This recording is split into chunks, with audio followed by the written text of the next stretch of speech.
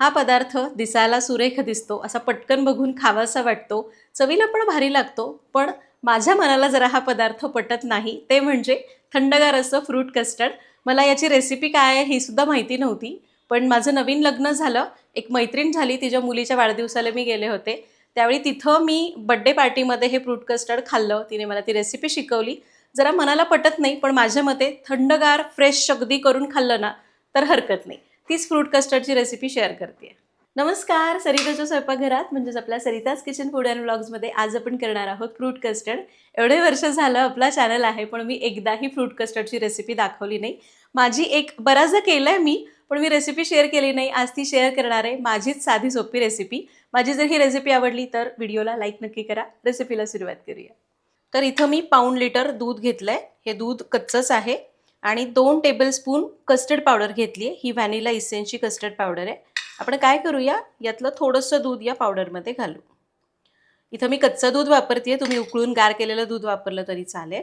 याला आपण चांगलं मिक्स करूया, गुठळ्या मोडून घेऊ. कस्टर्ड पावडर दुधामध्ये मिसळून घेऊ. याच्यातल्या गुठळ्या वगैरे मोडायच्यात. पण लक्षात घ्या, मी कच्चं दूध आहे ते असंच्या असं वापरलं आहे. पण तुम्ही दूध गरम करून वापरताय तर ही कस्टर्ड पावडर एकदम गरम गरम दुधामध्ये मिसळायची नाही, कोमट किंवा गार दुधामध्ये मिसळायची. म्हणून मी आपलं कच्चंच ठेवलं आहे. याला मिसळून घेतलं.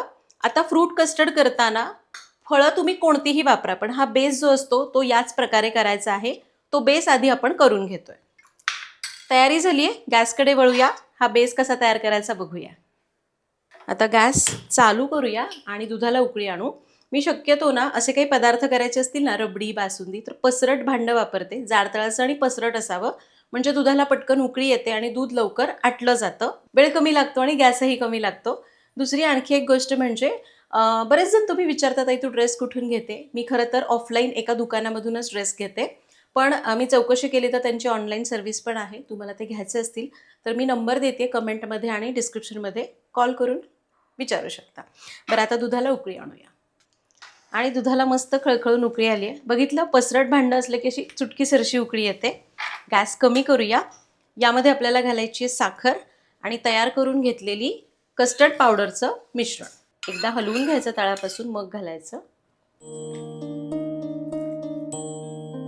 याला आपण मिक्स करूया.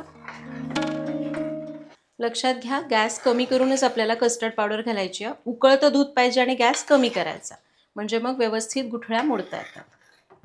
ही याच्यामध्ये मिसळून घेतली. आता यामध्ये घालूया साखर. साखर मी 4 ते 5 चमचे घेतली.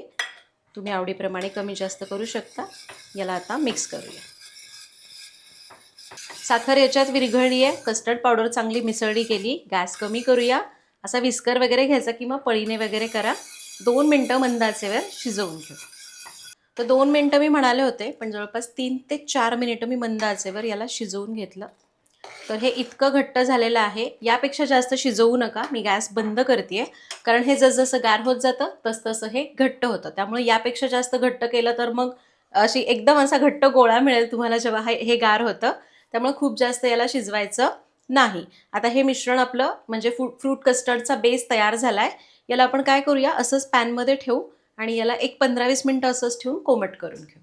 तर जवळपास एक 20 मिनटं झाली. हे कोमट झालेलं आहे.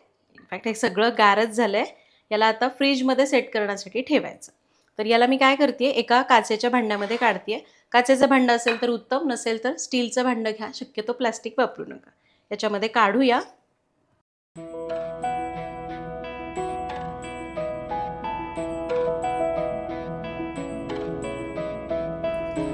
हे काढून घेतलं. आता याला फ्रीजमध्ये साधारण 1-2 तास ठेवून द्यायचं.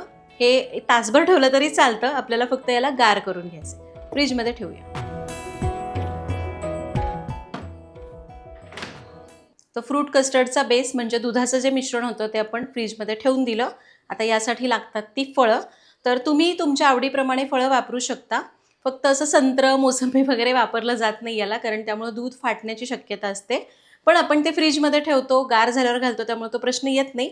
पण तरीही आवडीची फळं वापरू शकता. मी इथं केळी घेतली आहे, डाळिंब घेतलेलं आहे, सफरचंद आणि दोन्ही प्रकारची द्राक्ष घेतलेली आहेत. तुम्ही चिकू वापरू शकता किंवा तुमच्या आवडीचं जे फळ आवडतं ते घालू शकता. आता यातलं केळी आणि डाळिंब आपण काही धुवून घेणार नाही. ही फळं आपण धुवून घेणार आहोत. कशी धुवायची बघूया. एक मोठं भांडं घेतलंय, त्यामध्ये आपण ही सगळी फळं घालूया.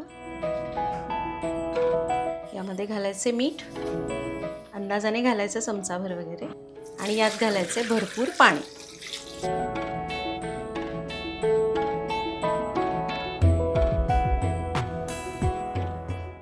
तर आपण मीठ आणि पाणी घातलं. तुम्ही पाहिजे तर थोडासा खाण्याचा सोडा पण यात घालू शकता, किंवा सोड्याऐवजी थोडंसं विनेगर घातलं तरी चालेल. असं आपण मिठाच्या किंवा सोड्याच्या पाण्यामध्ये किंवा विनेगरच्या पाण्यामध्ये फळं बुडवून ठेवली की त्यावर जो रसायनं मारलेली असतात ना फळांवर, त्याचा थर निघायला मदत होते आणि फळं स्वच्छ होतात. अर्धा तास ठेवूया. अर्धा तास आपण याला पाण्यामध्ये ठेवलं होतं. आता काय करू, यातलं हे मिठाचं पाणी काढून टाकायचं आणि परत एकदा साध्या चांगल्या पाण्याने खळखळ धुवून घ्यायचं. चला, तर मी फळं चांगल्या पाण्याने स्वच्छ धुतली आणि त्यानंतर याला चाळणीवर निथळायला ठेवलं आहे. याला असंच एक अर्धा तास निथळायला ठेवू. हे फळांवरचं जे पाणी आहे ना, ते आपल्याला पूर्ण टिपून घ्यायचं आहे. आपण जर फळांवर असं पाणी ठेवलं, खास करून द्राक्षांना, तर ते पाणी असं त्या कस्टर्डमध्ये मिसळू शकतं आणि मग थोडी पांचट चव येऊ शकते. त्यामुळे फळं चांगली निथळून घ्यायची, पाहिजे तर कॉटनच्या कपड्याने थोडीशी टिपून घ्यायची. याला मी आता अर्धा तास असंच ठेवून देते. तर जवळपास 2 तास झालेले आहेत. जेवढी लागणार आहे तेवढी धुतलेली फळं मी चांगली कॉटनच्या कपड्याने टिपून घेतली. बाकीची मुलांना खायला ठेवून दिलेली आहेत. दुसरीकडे आपलं कस्टर्डचा बेस पण तयार झाला असेल, बघूया. तर याला मी 2 तास फ्रीजमध्ये ठेवलं होतं. मस्त थंडगार आपला कस्टर्डचा बेस तयार झालेला आहे. आता आपल्याला जर हे कस्टर्ड लगेच सर्व करायचं असेल, अगदी सगळं तुम्हाला वाटतंय हे संपणार आहे, एवढ्या प्रमाणामध्ये ना साधारण एक 5 वाट्या कस्टर्ड तयार होतं. तुम्हाला वाटतंय की हे लगेच संपवायचं आहे, तर जेवढी लागणार आहे, जेवढी आवडीची फळं आहेत ती सगळी आयत्या वेळी कापून घाला आणि लगेच सर्व करा. पण तुम्हाला वाटतंय की रात्री अजून कोणाला वेगळं कस्टर्ड बनवून द्यायचं आहे, तर तुम्हाला जेवढं लागणार आहे तेवढ्यामध्ये फळं मिसळा, बाकीचा असाच डबा ठेवून द्यायचा आणि मग रात्रीच्या वेळी तुम्हाला जेव्हा सर्व करायचं आहे त्यावेळी फळं कापून घालायची. आत्ताच तुम्ही सगळी फळं कापून घातली आणि मग रात्रभर ठेवून दिलं, दुसऱ्या दिवशी कोणी खातंय, तर मग काय होतं, त्या फळांचं पाणी होतं, थोडासा त्या फळांचा आंबटपणा त्या दुधात मिसळतो, मग चवीला ते चांगलं लागत नाही. त्यामुळे आयत्या वेळी फळं मिसळायची. मी पण आता काय करणार आहे, सगळं कस्टर्ड मी बनवणार नाही, साधारण 2 वाट्या करते. त्यासाठी मी फळं कापून घेते. कसं सेट करायचं बघूया. इथं मी द्राक्ष अशी कापून घेते. तुम्हाला हव्या तशा याच्या फोडी करून घेऊ शकता, जसं आवडतं त्याप्रमाणे.